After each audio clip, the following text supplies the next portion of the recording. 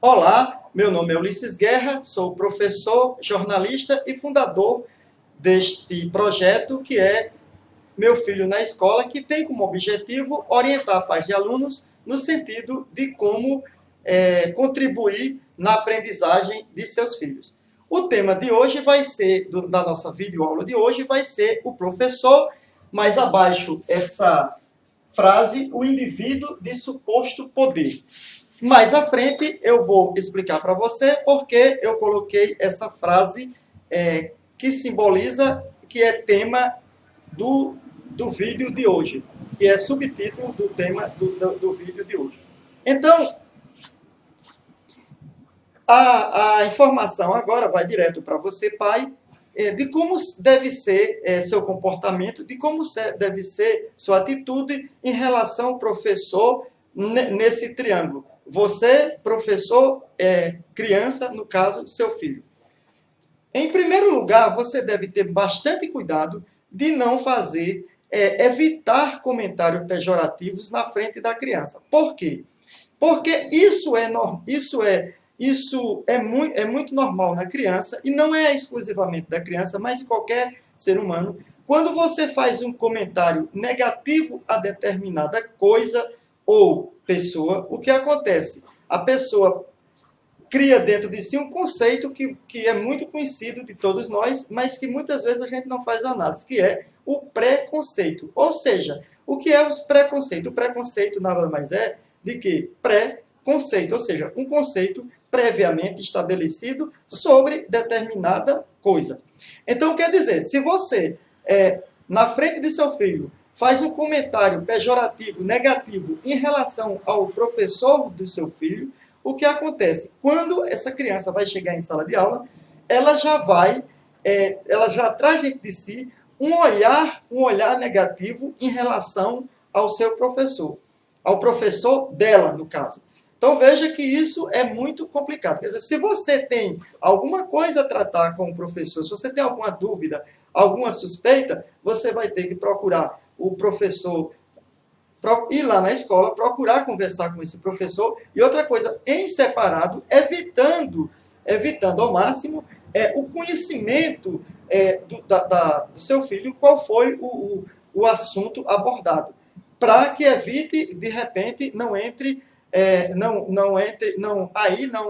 não comece a perturbar a cabeça dele, ou seja, esse preconceito já seja pré-estabelecido para quê? Para que ele tenha um olhar negativo daquele professor, do seu professor.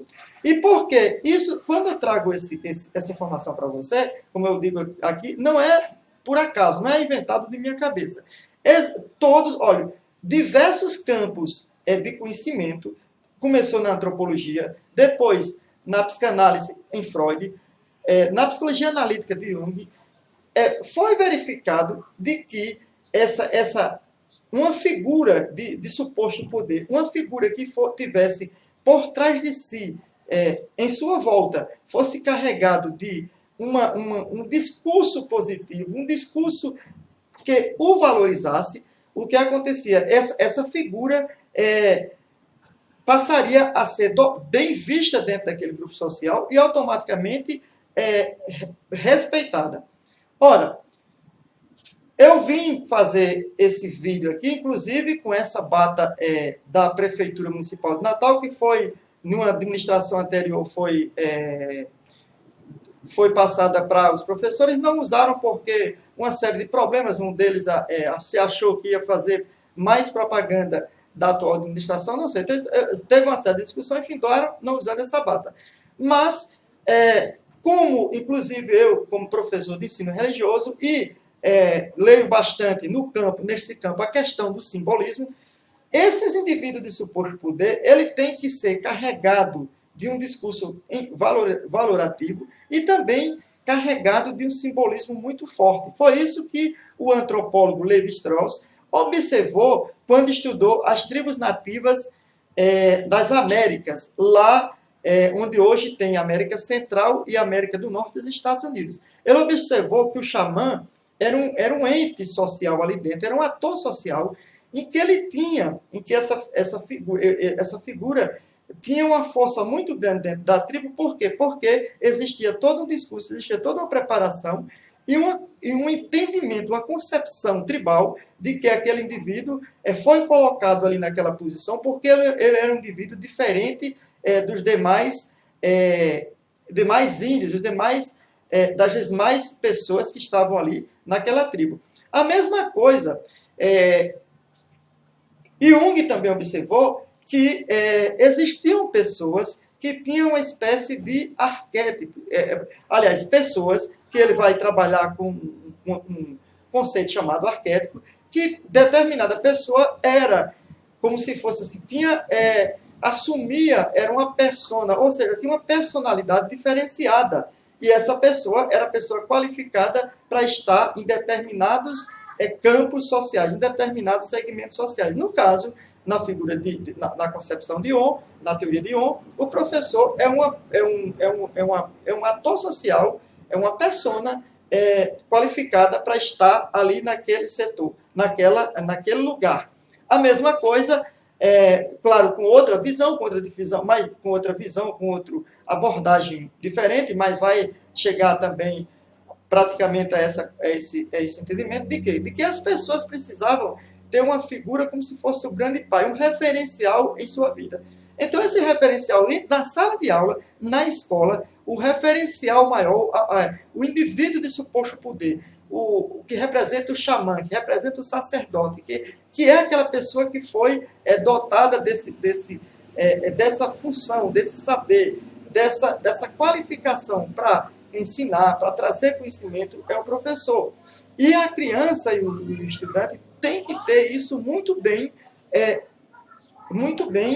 internalizado dentro de sua cabeça. Por quê? Porque ele chegando lá, sabendo que esse professor é um ator social qualificado, ele vai ter respeito. E quando eu falo aqui em respeito, eu não estou falando daquela concepção de autoridade de antigamente, que era chegar dentro da sala de aula, o professor sabia de tudo, não aceitava nenhuma opinião divergente, não aceitava nenhum comentário, e às vezes até mesmo o aluno fazia uma pergunta, poderia o professor, ao invés de responder, tirar a dúvida do aluno, às vezes o tratava de forma pejorativa ou então de forma mal educada. Não é isso.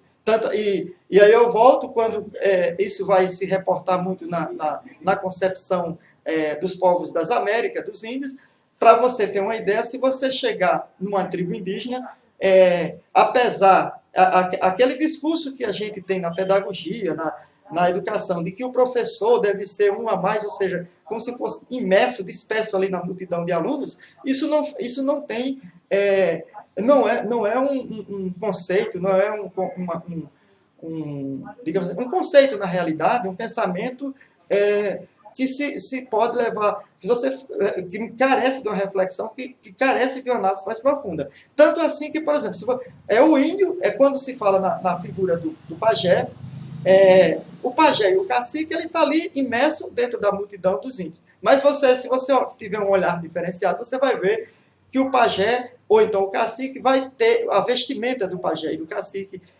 O cocado pajé e cacique vai ter mais penas do que as penas de que os cocares dos outros índios. Então, para você ver o quanto essa figura de suposto poder tem uma influência e é importante na aprendizagem da escola. Não se esqueçam disso.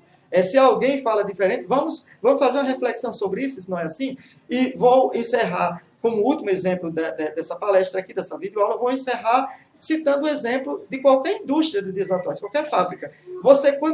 Uma indústria, quando lança um produto no mercado, automaticamente ele encomenda na publicidade, numa empresa de propaganda, uma peça publicitária, e essa peça publicitária vai o quê? Vai trazer para lançar esse produto no mercado, vai trazer uma pessoa que simbolize, que seja referência, seja uma autoridade naquele assunto. Por exemplo, digamos uma hipótese aqui, se você vai lançar um livro, você vai chamar, por acaso, um jogador de futebol para comentar sobre o livro? Não, vai chamar um professor, um mestre, que ele é quem entende, principalmente naquele ligado àquela área de conhecimento. A mesma coisa, eu digo, se você vai lançar um carro no mercado. Você vai, como é que se diz? Chamar um professor para fazer o comercial daquele carro? Geralmente não, a não ser que tenha uma estratégia, aquele carro tenha como objetivo vender a professor. Mas geralmente o que vai acontecer? Ele vai chamar uma pessoa que seja referência naquele assunto, ou seja, que se simbolize uma autoridade naquele assunto.